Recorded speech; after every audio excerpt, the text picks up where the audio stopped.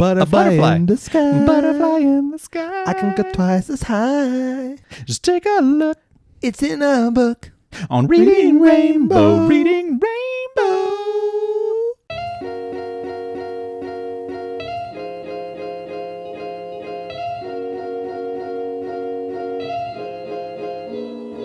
Hey, and welcome to the Drep and Stone podcast, a podcast where two friends raise a glass and have a conversation. I'm Nick. And I'm Kyle.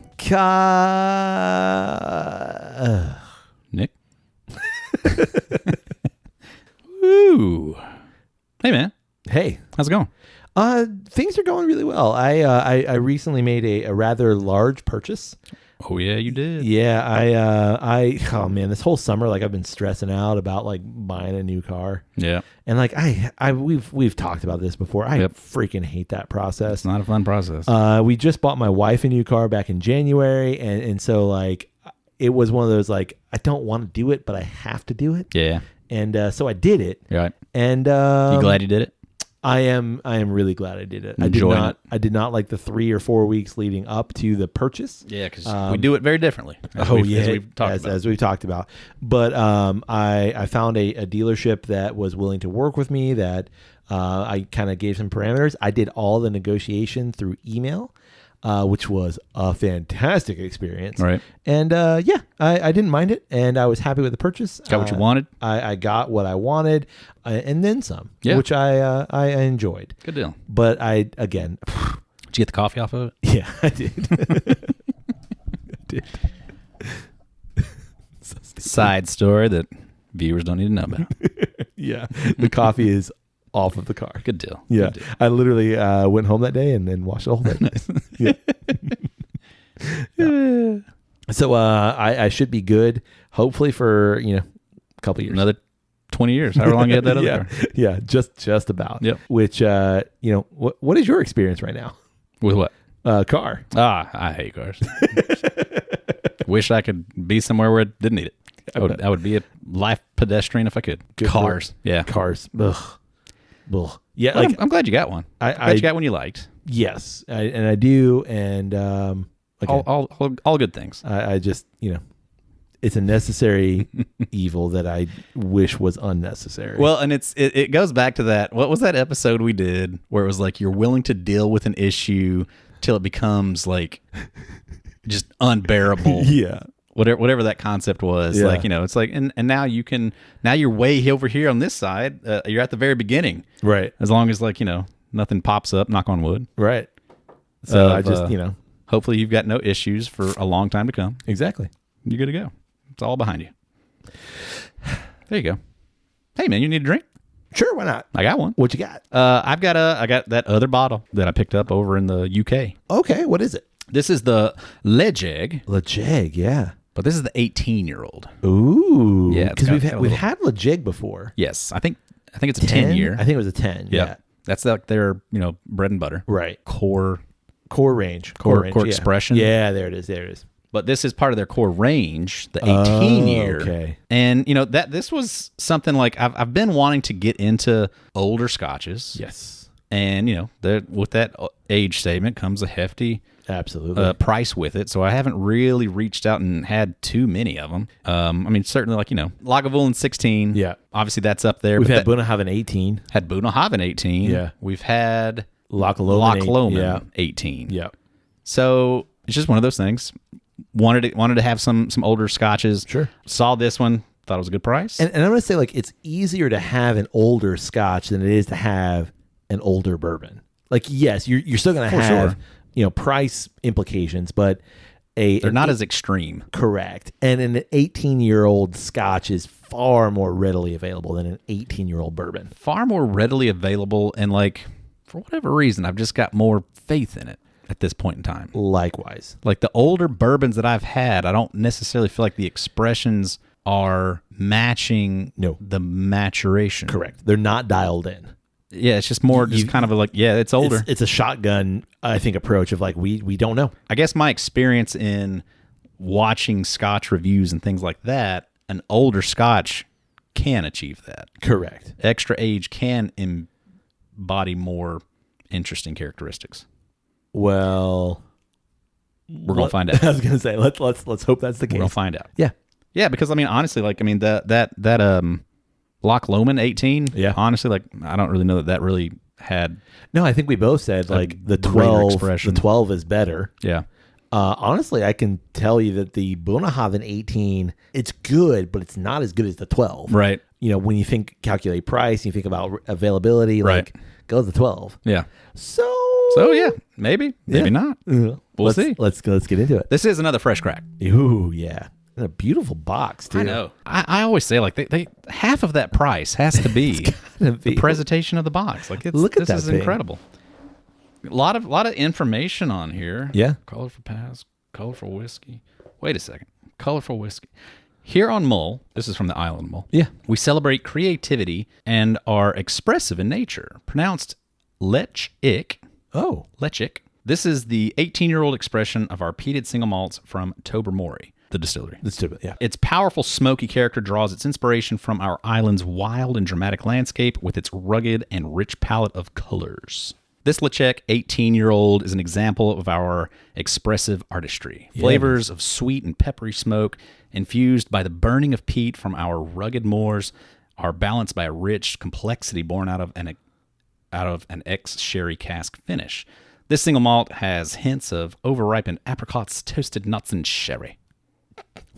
Can I ask you? Cheers. What accent is that? Mate. That's my pirate accent. Mighty. Gotta say, maybe my favorite cork ever. Yeah. That's sexy. It is. I like that. Oh, that was nice. It reminds me of the Bunnahabhain cork. Just, actually. But plussed. You were correct. Feel it. I know. That's embossed. Yeah. Like, I feel like, one, I don't think Bunnahabhain is wood. I want to say plastic. It's like, It's plastic. And it actually, this cork seems to be like holding up. But it's a deeper embossment. Yeah. Pour it up. That's right. Thank you.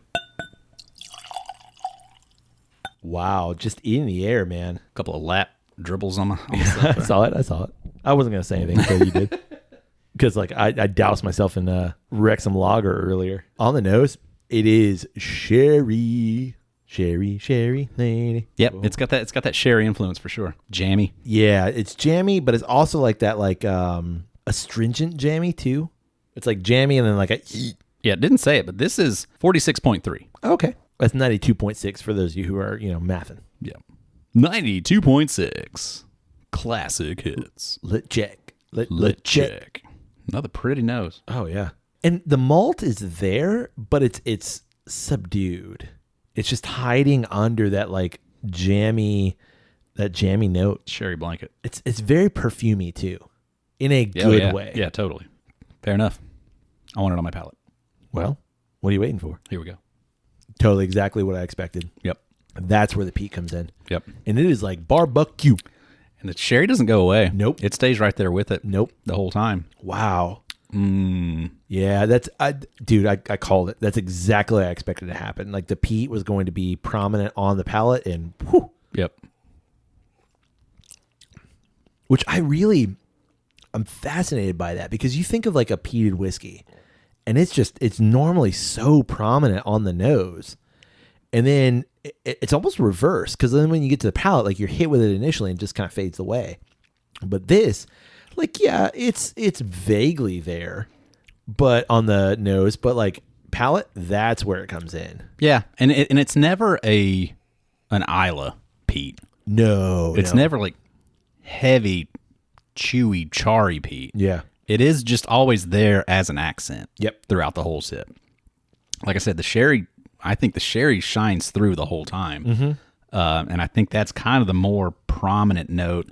The malty sweetness is more there on the palate, but then that smoke is just always kind of there, just kind of following it along like a shadow. But it is very clearly, to me, it's very clearly a barbecue smoke. It's not Lefroy iodine, medicinal. Right. It's not, this like really charry Ardbeg. It's not that kind of peat. It's like, it's an old barbecue fire. Yeah. I gave you a heavy pour. I apologize. But you go back to the nose now, and like the peat's already a little bit, bit crisper on the nose now. You know, it reminds me. This is gonna sound just left field. It reminds me of a burned apple pie in a good way. Sure. Like I don't want a burned apple pie, But it's got like caramelized, exactly. like little over toasted, pastry lattices. Yeah, and then caramelized jammy exactly. notes on the side of the pan. Like you left because like. You know, I know it's possible to overcook an apple pie, obviously, but like you left the apple pie in the oven too long, so the pastry bit got charred, but the stuff on the inside still, still fine. But it came up and it bubbled over, exactly. and it got a little like that bit of caramelization that's going to stick on your teeth. 100%. Yeah, that's all there. That is complex, man. I'm gonna say, like, I don't think this is a difficult whiskey by any means. But I think it's a complex whiskey, and complex enough where I would be reticent to give it to someone who is, I don't know what I'm looking for. Is not going to appreciate all that complexity. They'll go through it, yes, and not. You've got to earn this one. Yeah, I know how gatekeepy that sounds. I think you got to be ready for this one. Yeah, it's not gatekeepy. I know what you're saying, but I don't think it's that. It's just like I want to know that you've got your palate attuned. You're ready for this to really enjoy this, right? Not just like, let me try it. Yeah, shoot it. Yeah, cool. No, like really slow down. Yes, you're gonna really be able to pull this apart. Because I think this is also a whiskey that is a really nice combination of Islay and Highland style. Sure. You know what I mean? Like it's got some of the peaty notes, obviously they're there, but it's got a lot of the really nice malty, and then you add that sherry nature. It's Hebridean. Yeah. Which normally, which normally blends is in a good with that. blend of that. Yep.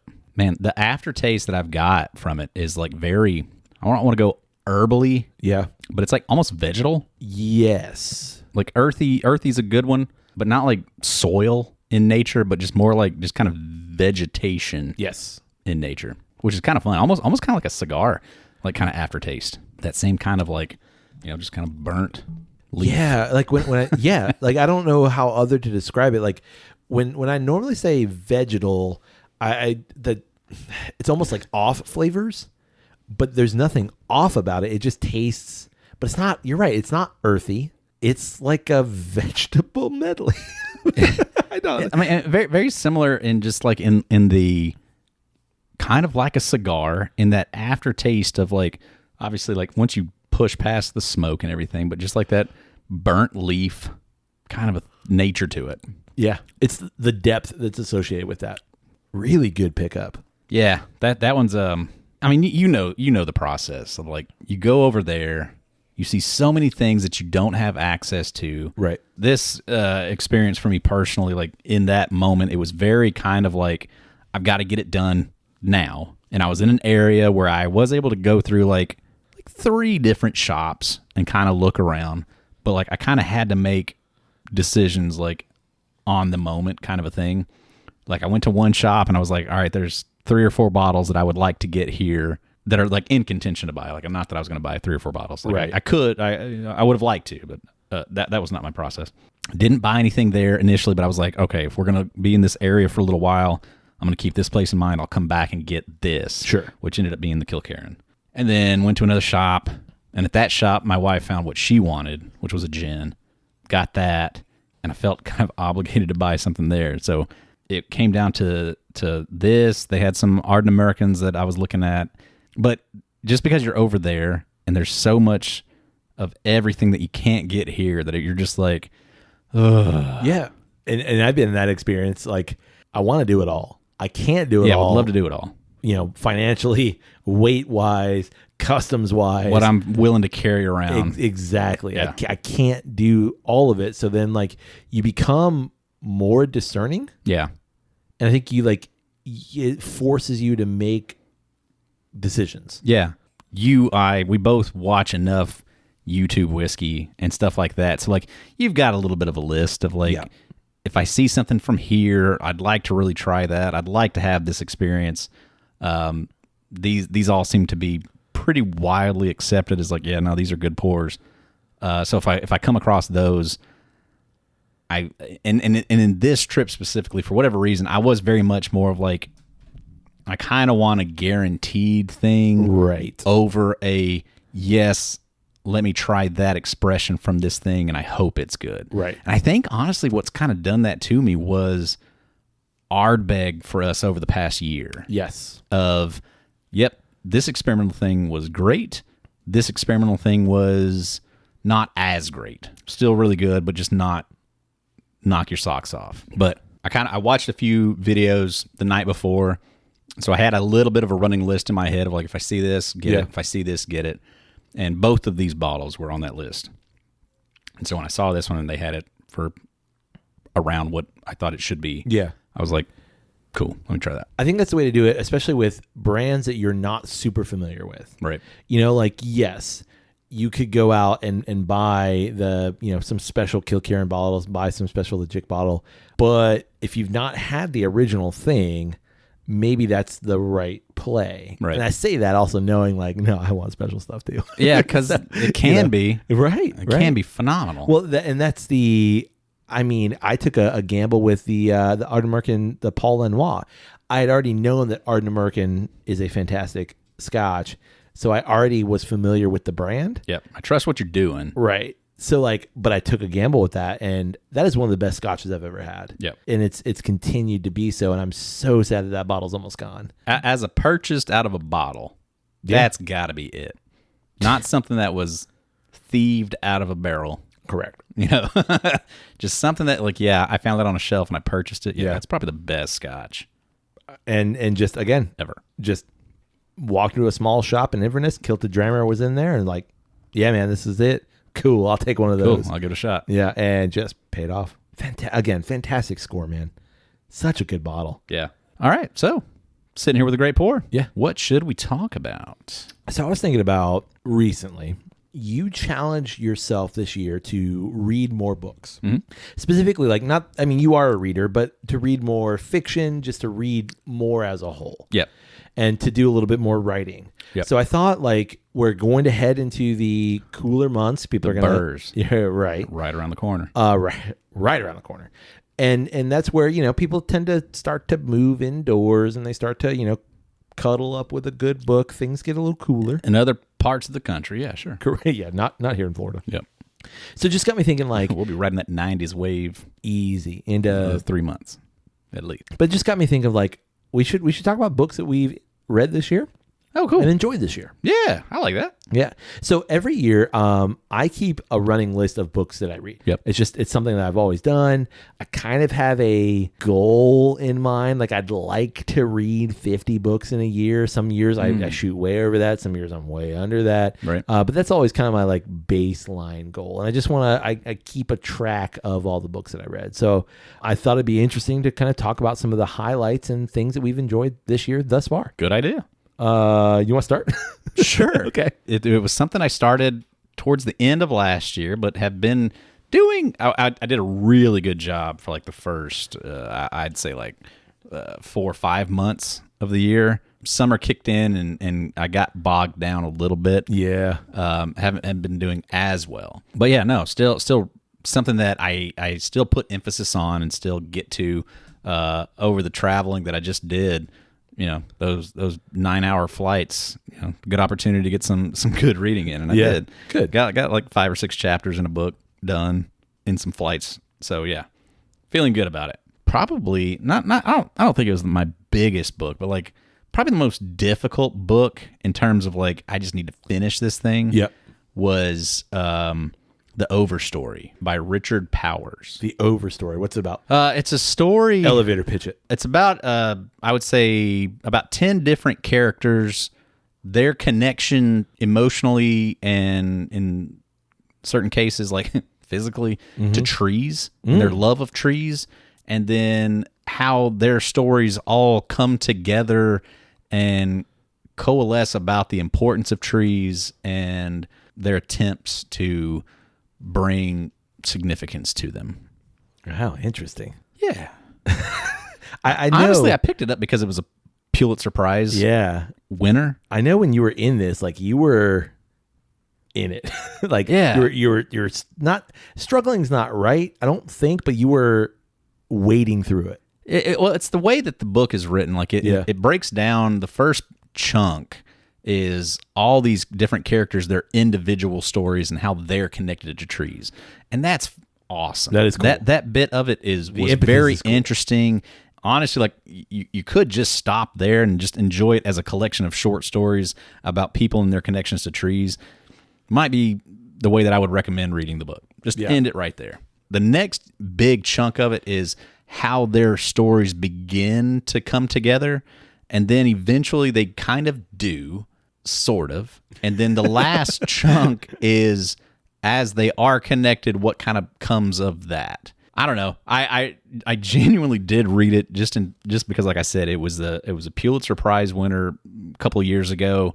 I had seen it get a lot of praise and things like that, and just wanted to kind of challenge myself. I mean, it's a thicker book, a larger book that I've read, like 500 pages. Yeah, a little over, and it was, I don't know, I didn't get out of it what I wanted to. Sure. Honestly, like what got me through it was just like buying other books that I wanted to read, and it was just like I had started it a couple of years ago and never finished it, and then like I'm gonna get through it this time. There's gonna be some payoff. I know it. There wasn't, unfortunately. Like honestly, like I got to the end of it, and I was just kind of like, okay, well, that's done. So luckily, like I got some other books that I wanted to read sooner. Yeah. That was able to I was finally able to push through it and get it done. Yeah.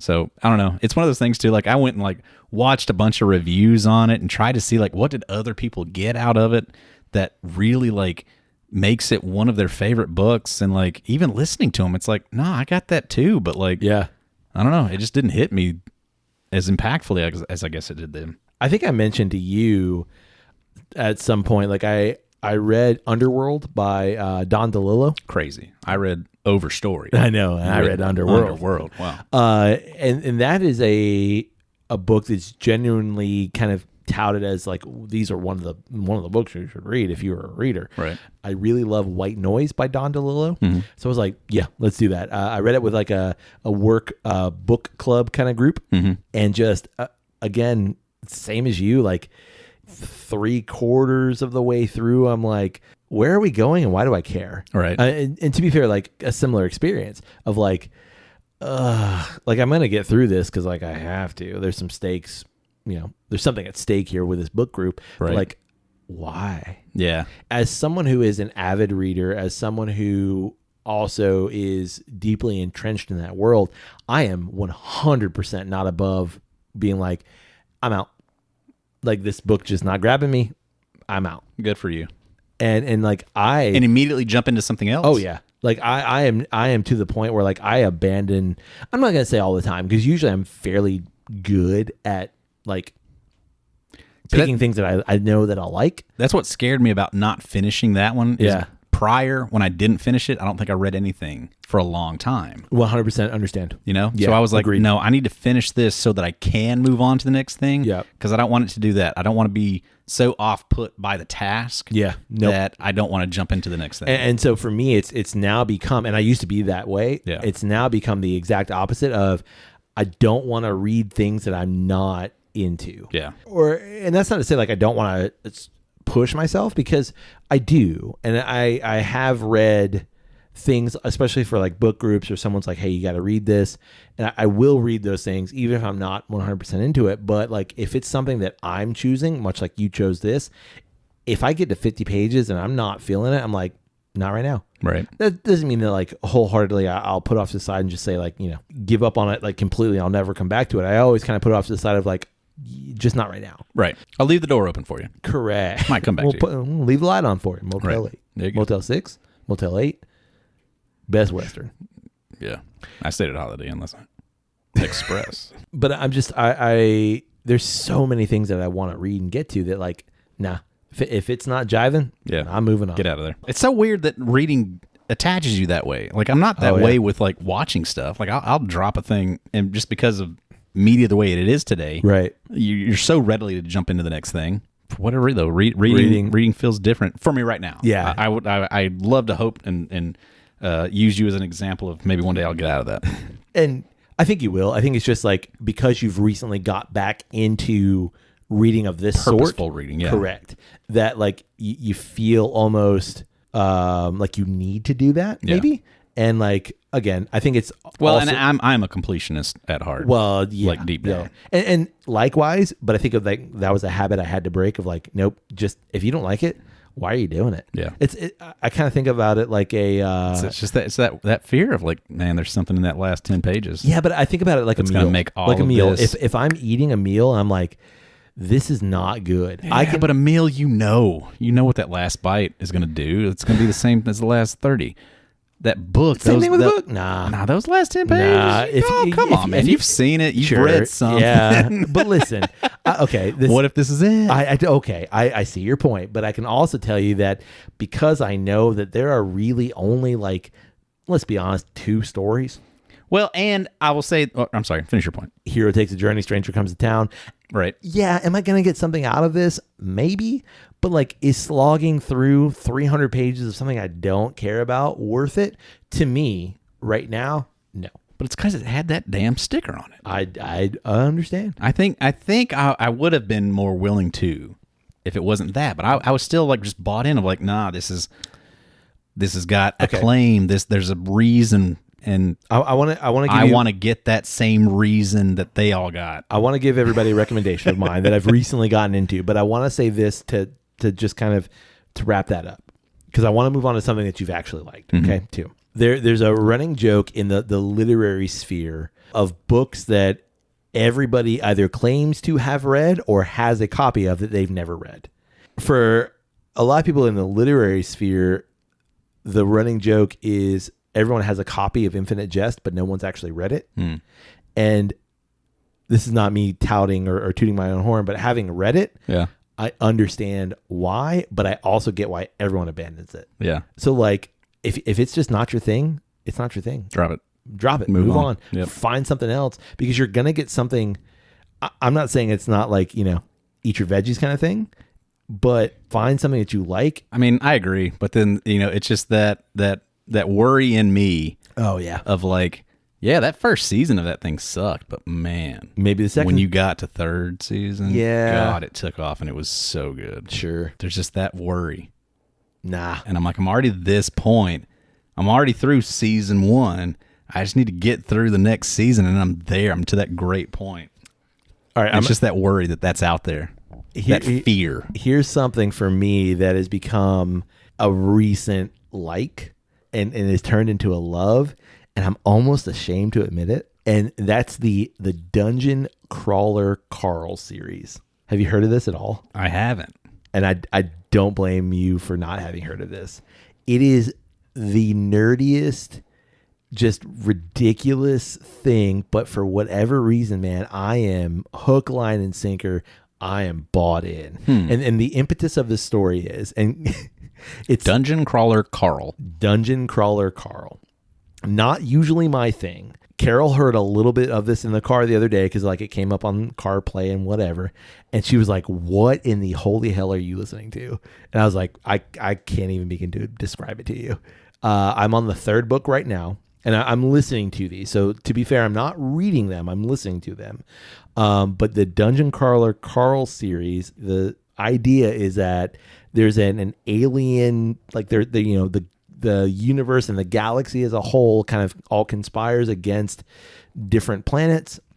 And this one corporation has taken over Earth and they're using it for resources and like has collapsed all the buildings on Earth and has put all the people who didn't die in that collapse into a Dungeons and Dragons style dungeon. And so kind of like if you ever played Dungeons and Dragons or Doom or like old school Zelda where it's really all about the dungeons, right? That's kind of what it is. And so like you follow Carl and his cat named Princess Donut along their adventures in the dungeon and trying to make it out. And it's violent. It's the language is just, it's R-rated. Frothy. Oh yeah. And for whatever reason, man, I'm just like, yep, that's great. And I think it's because it's outside of my norm. Sure. That's why I'm like, yeah, sign me up. Do you know, is it like, are these like contemporary? They've all been released like it post 2020. Like I don't know exactly when.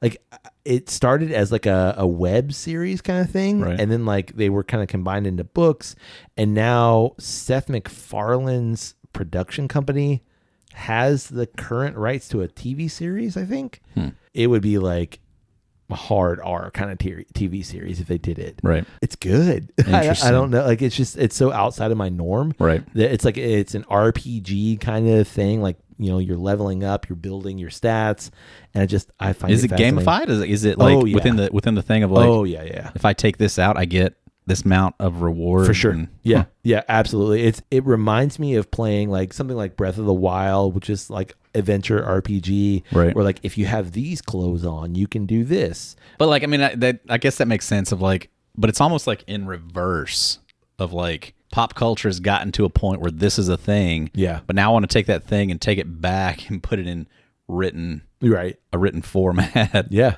kind of an interesting thing. It's good. And it's something that, like, again, not works in that medium. It should work in this medium also. Right. Not in my normal wheelhouse, but yeah, I recommend. I mean, it. I'm one of those dudes that I watch people playing video games. Like, sure, I'm fine with that, and I get why it's entertaining. Yeah. You know, I'm not that generation that's like that, but that's just taking it back a step. Now you're going to watch somebody playing a video game. It's the outcome of the video game, but it's in narrative form, right? And that's interesting. Yeah, that's cool. And I think for me, like, it helps that I am listening to it too. You don't think it would be as engaging? No, I think it would be. I'm just like, I was going to buy it, and like I saw, or I had a copy like in my Amazon or whatever, and then like I saw a version of audiobook or whatever. Audiobook, yeah, and I was like, okay, I'll try that, and like it just it's got me. I think that changes it a bit too. Is it in like volumes? They're different books. Yeah, I think there's currently 6 or maybe 7 books.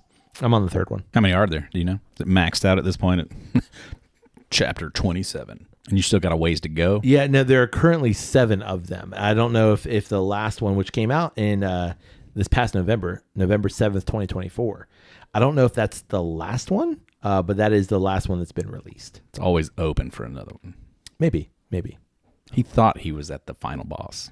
But he wasn't. You got another one? Another book? Just book that I read? Yeah. A lot of what I've been reading, like I was intentional in trying to read a bunch of classics. Sure. And things like that. And whatever that means. Like I just went to the classics section in my local Barnes & Noble. Or actually Books A Million. I think was where I've been doing my shopping.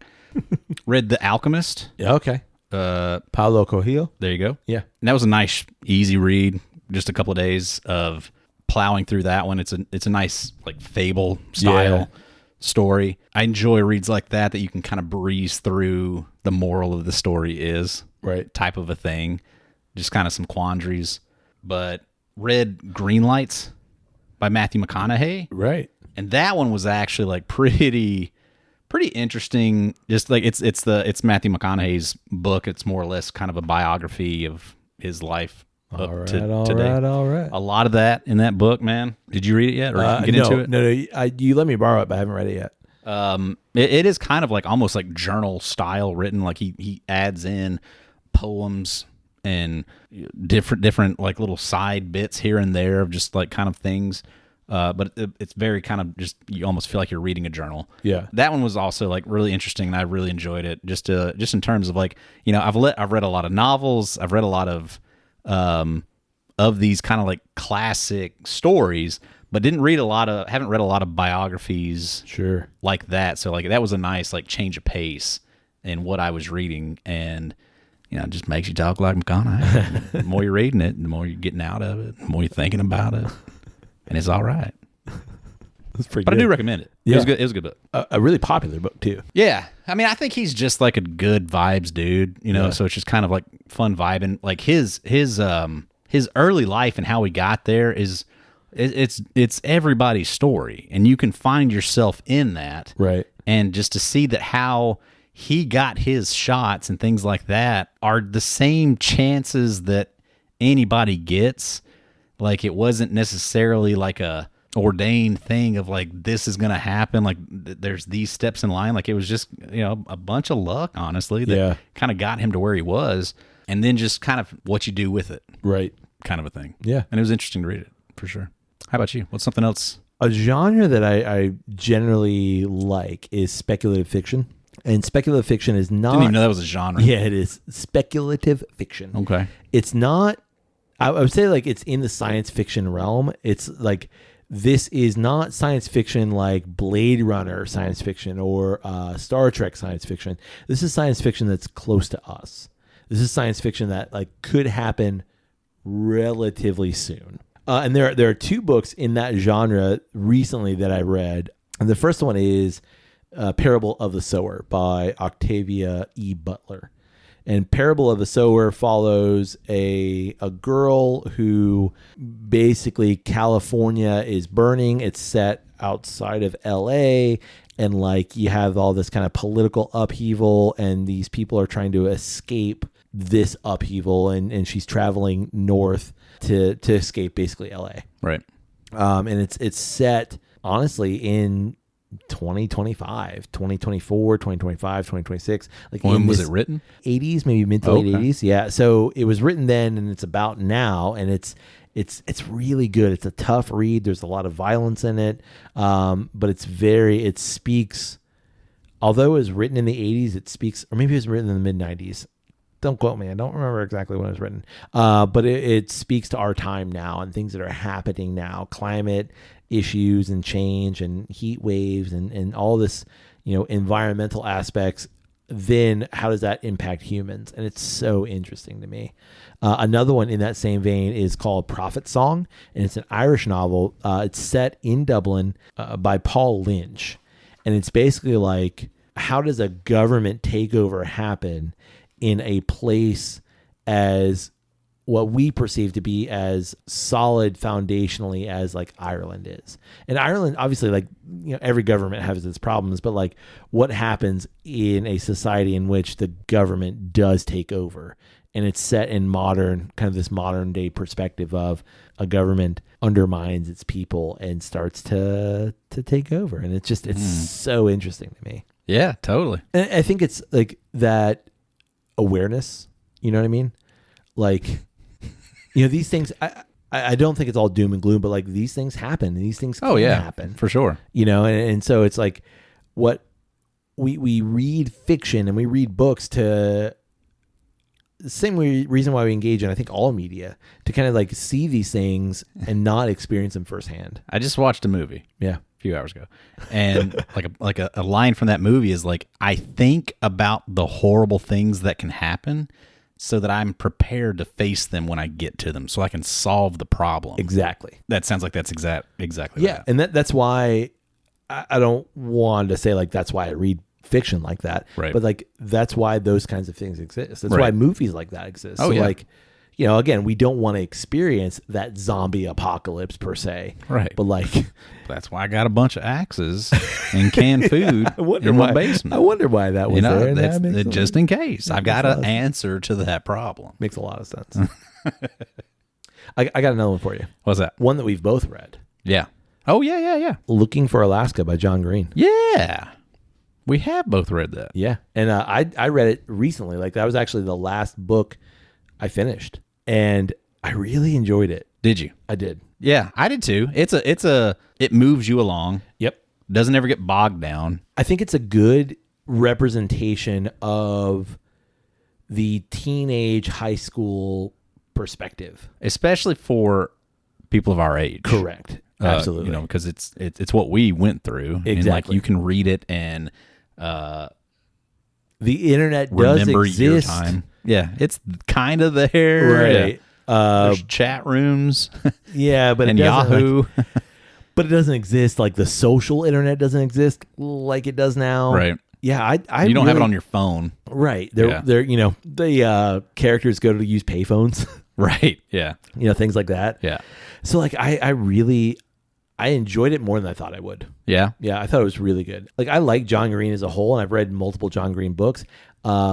I don't think he's the greatest writer, but I think he is good at being able to capture a thought process, and I think that works. Yeah, I mean, I think it's almost like still life paintings.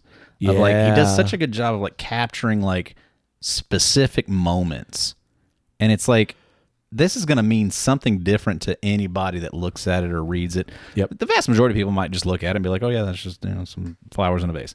But for somebody that it does have impact for, or has been through like a similar situation or something like that, like, yeah, you're really going to like pull some stuff out of that. Like, yep. Why did you read that book? I read it because you read it. Right. And I read it because it's on a list, which I also think is why you read it too. It's on a list of like consistently banned books. Right. And I was like, why?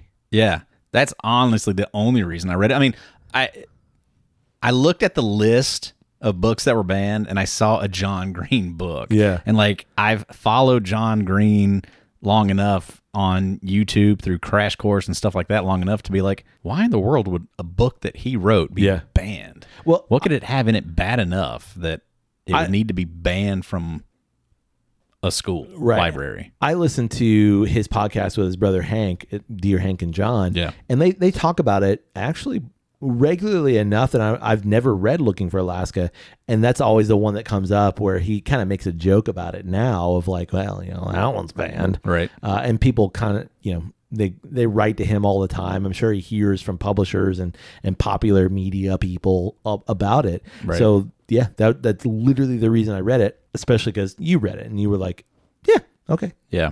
Like, I mean, it was really ironic for me in reading it, being that it's about a boy from Central Florida, where I currently live, who goes to Alabama, where I'm from. Right. The University of Central Florida that I graduated from gets a shout out in the book at some point. Like, it was so interesting, like just those kinds of like the simulation was like winking at me kind of a thing. Yeah. Of like, okay, like I want to read this because it's banned, and now it's like it's so familiar. Like, okay, I get it. Yeah, but yeah, no, it was like an entertaining enough book. It was familiar enough for me to like, I could see myself in the book. Exactly. But yeah, no, I enjoyed the book. It didn't have the ending, right? Well, and that's kind of that it had like a definitive like great ending to the book that's kind of a kind thing. Of John Green I don't really thing. know what it would be though. No. In thinking about the story, I don't know what I would have wanted out of it. How would you? So Carol and I actually, there's a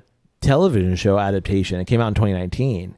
It's a pretty good adaptation, man. What's it on? I think it's on Hulu. I think you can find it on Hulu. Okay. And it follows the novel pretty closely. Mm-hmm. There's some other choices that they make, but it's a good adaptation. And by the end of it, Carol basically said the same thing of like, yeah, but like it didn't end. And I've thought about this a lot since I read the book, and I don't think you're wrong. And having read other John Green, like it's something he's known for, of like he can't really end a book. Mm-hmm. So like I expected that going into it. Right. I mean, do you think that that's like a choice on his part? Is he trying to like leave it like open to interpretation, like put your own ending on it? Like, what did you get out of it? And no, that's really what the ending of the book is what you get out of it. I think in some ways, like again, just having listened to their podcast for so long and like, kind of quote unquote knowing him through that, it is like I think he's averse to endings because there's like this like finality to it. Right. So like a Nolan thing? Maybe a little bit, but I think it's more along the lines of like, think about the stories of our lives. Like those stories don't really have a definitive ending. We only know of that ending, generally in hindsight of like that thing ended. So like when you're in it, there really is no definitive like, and he walked off into the sunset kind of thing. So like endings like that, at least what I perceive of John Green, endings like that seem a bit trite. Endings are tough because where does that, how do you stop that story? Right. I guess it's like it can be a cliche to put a tight little bow on it. Right. This is the moral to the story. This is where the character ends. Like you want to leave it open-ended, but I don't know. Yeah. I just remember finishing that book and just kind of being like, okay, all right, it's done. Like the book is done. I don't really know. And I think that's in some ways like what he's going for. Like what you're reading is done, but the narrative is not. Yeah, like that book was very much like we got to a pinnacle. Yep. In the story itself, and then we just went, Yeah. Like for the last, I don't know, 50 pages or so, like it's just kind of like, all right, tie it up, done. Yeah. You know? Yeah. I think honestly, I feel like it might just be that the pinnacle was so high, Yes, compared to the and rest there's a of the lot narrative, build up to it. Yeah, that it gets to that there just wasn't enough, and I mean, true to life, Yeah, I suppose, because like you're saying, like life does just kind of go on, and eventually, like you just have to kind of keep. I think about it like keep going. You just did a big trip, right? Yeah. And so like there's all this build up to a vacation, and then you go on the vacation and you're at this pinnacle vacation, and you come home and you're like, well, that happened. Yeah, back to it. You know what I mean? So I think in some ways it mirrors that. I don't know if that's a cognizant choice on his part, but I think in some ways it mirrors that. And I'm not bothered by that, but I also like went into it with that understanding too. Right. Yeah. Right. I say we end there on a book that we both read. Well, unless you got another one. No, I don't have another one. But what are you currently reading? Oh, currently, I've currently abandoned a book. Oh, no, good on you. I'm currently reading. I told you the third book of the Dungeon Crawler Carl series. Right. But I'm also reading. It's kind of hard to say. It's not only that, but it's like, oh, I'm currently reading the Dungeon Crawler Crawl. And I recognize that some people are like, no, you're listening to it. You're not reading it. I don't. We've had this conversation. We had that debate. Go back through some of our episodes. We've talked about this. I don't know where I fall. I consistently don't know if I'm actually reading or not when I'm listening to it. All that aside, I'm currently reading the third book. And I'm also reading. Like if you go get in the car right now, is that what comes up? Oh, yeah, for sure. Yeah. Yeah. I literally listened to it on the way over here. Yep. And I will on the way home. And I'm also reading a book of, I'm going to call them short stories by the Italian writer Italo Calvino, who is just bizarre, man. Like he's, I don't know if you've ever heard of anything by Italo Calvino, but he's written a lot. Yeah, Actually, you look like a Italo Calvino guy. Yeah. He wrote a book called The Non-Existent Night and If on a Winter's Night, a Traveler. The Non-Existent Night is about a suit of armor that has no knight in it. And it's about the hollowness of chivalry. And then If on a Winter's Night, a Traveler is a book about a book that happens within a book. You're welcome. It's about a book that happens about a book within a book. Yeah. Yeah. And Crazy. you are reading the book that is being written while someone is reading the book that you're writing. Bookception. Yeah. So anyway. It's a never-ending story. The never-ending story. Turn around. Look at what you see. I have deep dived so far into Stranger Things within the past month. Yeah. It's crazy. Anyway, what are you reading? Currently reading a book. I never said the title. It's called Malcovado or Seasons in the City. It's the Italo Calvino. It's really good. It's short stories. Easy. Anyway, so what are you reading? I'm currently reading No Nonsense Spirituality. Oh. By Brittany Hartley. Okay. That's the TikTok lady, right? TikTok, Instagram. Yeah. Yeah. She's making the rounds. She was just on Rainn Wilson's podcast. Oh, I did see that. I really want to go back and I didn't listen to it, but I did see that she was on it. Yeah, it literally just came out within the past week. Yeah. And while I was on vacay, I didn't have time to deep dive into it. Sure. But I will.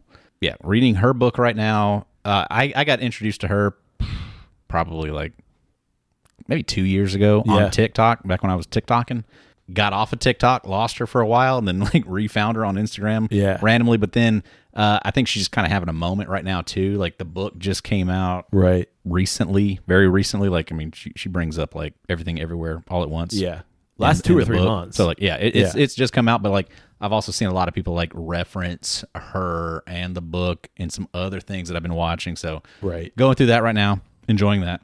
What's next on your? Oh, dude, that's tough. My next read list. I'm going to tell you my, I have a rather large to be read pile. Sure. And I recognize that some people look at it why are you buying all these books that you might not get to? But I think it's I like to view it as possibilities. Yeah, I've got mine right there. I know, I can see it. So I'll probably never read.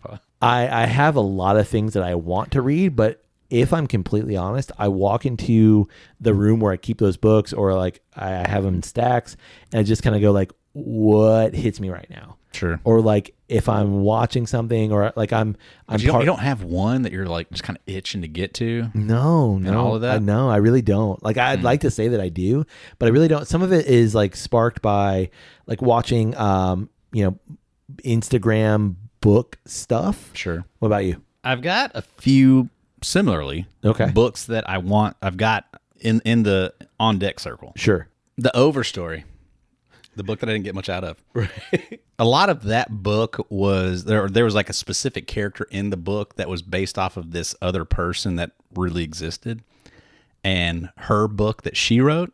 So I got that book. That is more like just like scientifically like tree based that I want to read.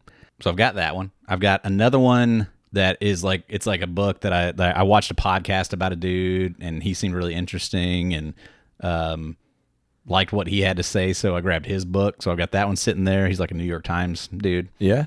I got that one sitting there. But honestly, like the one that I really want to read next is a novel. Yeah. I wonder if you've already read it, because I know you liked another book that he wrote. Okay. Project Hail Mary. Yes. Have you already read it? I have. Yeah. I want to get that next because like it's coming out. Yeah. I saw the trailer. It looks really interesting.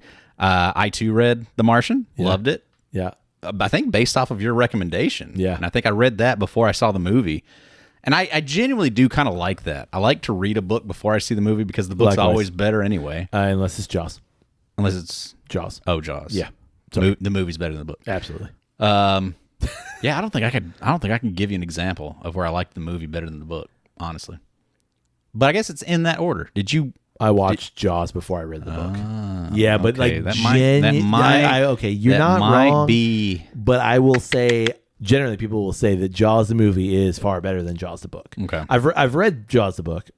It's fine. Yeah. It's not the movie. Like I watched the entirety of Lord of the Rings before I read the books. Sure. Yeah, yeah.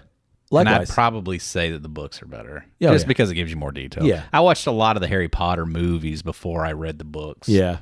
Not me. I did the other way, but yeah. Every one of them? Yeah. Yeah. I didn't start watching, honestly, I didn't start watching the movies until probably like the fourth movie. Gotcha. And then got into it and went back and watched started reading watched all the other ones. And then by that point in time, I was like, yeah, this is actually pretty interesting shit. And then went back and read all of it. Gotcha. But would still say all of those books are better than those movies. Yes. Just in terms because like they have so much more detail into it. And that's always the thing. I don't know if I can have an example like Jaws of where I saw the movie was better than the book because I read the book. I went back and tried to read the like Star Wars. Yeah. And just couldn't get through it because those books came out after and it wasn't like the movie wasn't based off the book. No, the books were based on the movie, actually. Yeah, and it was just like, okay, I see everything that's going to happen. Maybe Jurassic Park, but if I'm completely honest, like I know I've read Jurassic Park. I don't know if I've read the whole thing. You know, it's weird. I've read a lot of Michael Crichton. Yeah. I've never read Jurassic Park. I never went back and read Jurassic Park. Yeah. I read Andromeda Strain. I read Timeline before that movie came out, and the book is so much better than the movie. I read Airframe. I don't think I ever read Jurassic Park, though. I'd like to go back to it. I feel like it's actually like fairly different from the movie. You might be from right. You might be right. Heard. Yeah, I don't know. Like a lot of stuff that got cut out. So like, yeah, I should. Yeah, but Project Hail Mary is fantastic. He wrote, like you said, he wrote The Martian, but he also wrote Artemis, which is in between Project Hail Mary and The Martian.